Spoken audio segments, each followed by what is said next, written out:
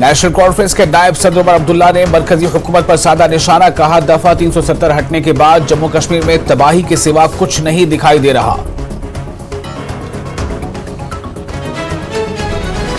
कश्मीर में नौजवानों की पकड़ धकड़ जारी, पीपल्स डेमोक्रेटिक पार्टी के सदर महबूबा मुफ्ती का इल्जाम, कहा अवामी मसाइल में हो गया है तशवीशनाक हद तक इजाफा।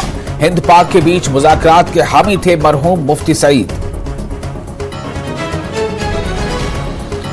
बीजेपी के सीनियर लीडर कविंदर गुप्ता ने की महबूबा मुफ्ती के रिमार्क्स पर तनकीद, कहा इस तरह के रिमार्क्स काबिल मजम्मत, मुल्क मुखालिफ सरगर्मियों में मुलविस अफराद को बख्शा नहीं जाएगा।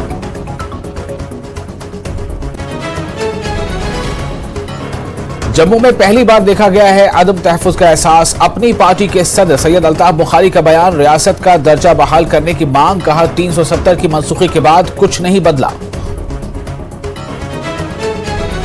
परून कश्मीर ने किया जम्मू कश्मीर में बढ़ते हुए दहशतगर्दी के वाकयात पर शदीद तशवीश का इजहार, कहा हुकूमत दहशतगर्दी में हालिया इजाफे को लेकर नहीं आ रही है संजीदा नजर, संगीन नताइज हो सकते हैं बरामद, बदअमनी को रोकने के लिए मुनासिब इक़दामात की मांग।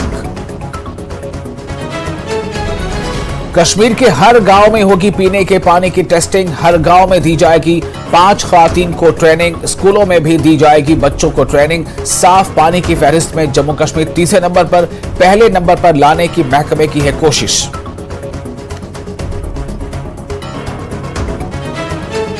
बांडीपुरा में कूड़े करकट को ठिकाने लगाने की पहल, पहले मरहले में पुरानी डंपिंग साइट की जा रही है दीवारबंदी। जालवन में किया जाएगा सॉलिड वेस्ट मैनेजमेंट प्लांट भी तामीर। प्रेजेंटेड बाय विश्व